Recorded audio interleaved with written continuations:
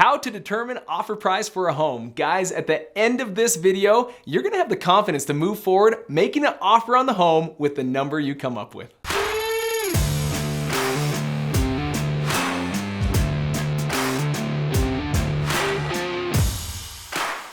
Are you wondering what the value of a home is? The reality, guys, is even professionals can't get this right. I could hire 3 appraisers, meaning licensed individuals, and they would bring back 3 different numbers on the exact same property. But in this video, guys, I'm gonna share with you 3 strategies that I use each and every day in my wholesaling business so that I can make sure I know the value of the homes so that I can make solid offers to these homeowners. Now, I know this is hard to hear, but don't focus so much your efforts on comping the home or finding the value of the home. Too many people waste too much time doing this and they lose so much focus and they end up not taking the action that is actually required to get the deal. Don't focus on the price. What we're looking for is simply just a ballpark. And these 3 tips that I'm gonna share with you are gonna get you in the ballpark price of what these homes are worth. Tip number 1, county assessor website. If you just simply Google your county name and then tax assess value or county tax assessor, you're gonna be pushed to the site where all of the properties in that county are listed, and more times than none, it's also gonna show you a value at what the homes are being taxed at. Now, in most cases, because these aren't up to date, and because there's so many homes to update in every county, usually when you come across these values, they're gonna be super low. To know if these values are high or low because you're looking up maybe in neighborhoods that you don't know, simply start with your home. Maybe you live in a home right now and you know where your home should be priced at. Go on the county tax assessor's website and look up what they're valuing your home for, or how much they're taxing you for.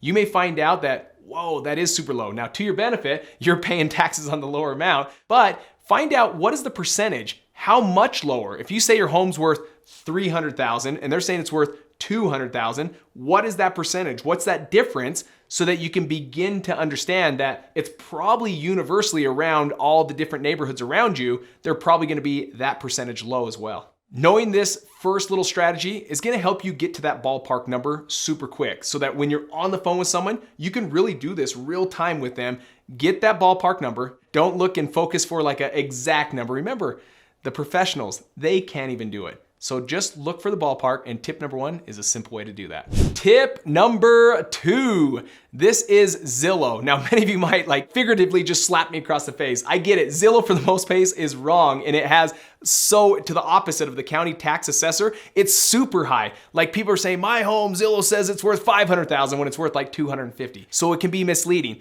but I'm not looking for the Zestimate, what they think your home is worth.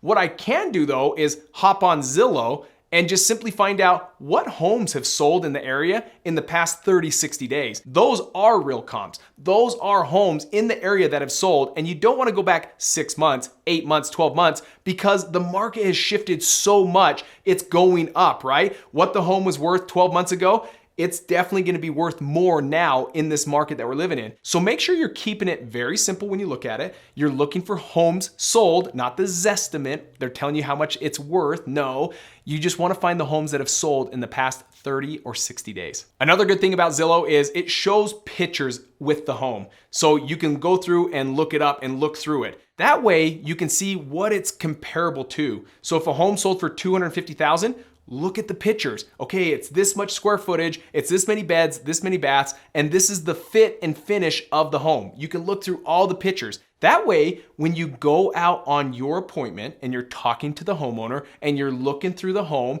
you can really start to gauge and look at it and say, okay, this is in the same condition of that home that I looked up on Zillow that sold 30 days ago and it sold for this. So you know the price and you know you need to, and if you guys are subscribed to my channel, I'm a big fan of getting homes at 50, 60 cents on the dollar with a strategy called wholesaling. And that's really what you're looking for. How do you know the price and be able to get it at a deep discount?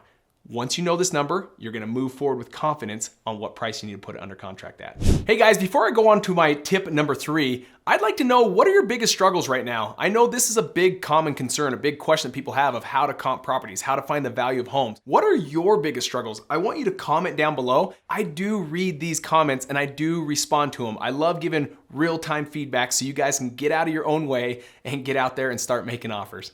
Tip number 3, and that is call a realtor. Guys, everyone knows realtors are a dime a dozen. They're everywhere. And there's so many people that are brand spanking new that they're looking to help whoever they can so they can start building their real estate business. They can start getting their first deal under their belt. You want to reach out to those brokerages and find out who's your newest agent. I'd like to talk to them and get them on the phone. Now, why a realtor? Because for those of you that live in like a non-disclosure state, and if you guys just simply Google non-disclosure states in the United States, you'll find out there's 12 states that are a non-disclosure state. What does that mean? It means these are states that don't show you the prices of what homes sold for. They don't list it on your transaction when you sell, when you close. Where a disclosure state, when a home sells, they're listing it right there on the county website what those homes sold for when you look them up. So it's crucial to understand that if you're in a non-disclosure state, a realtor can be your best friend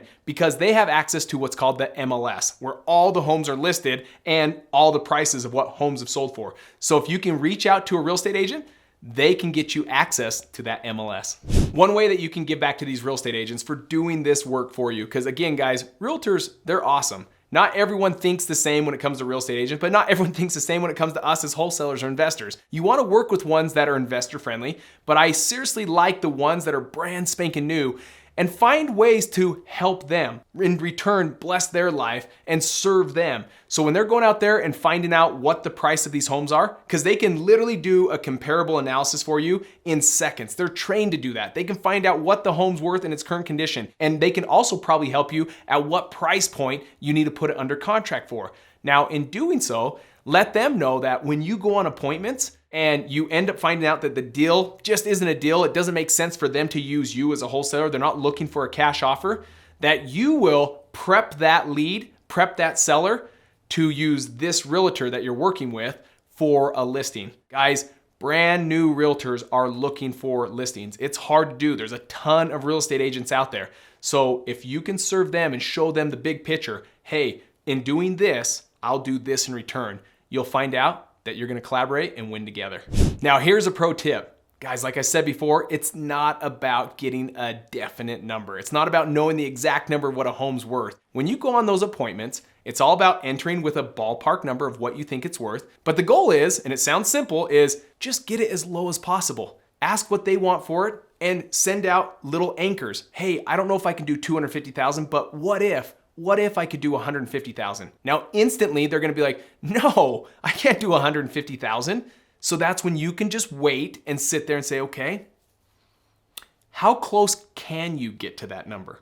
And then just sit there and you're gonna get them as low as possible. That's the name of the game. There really is no method in finding an exact number of what a home's worth, but what you can do is work hard at getting that home as low as possible. And that really comes down to your negotiation skills.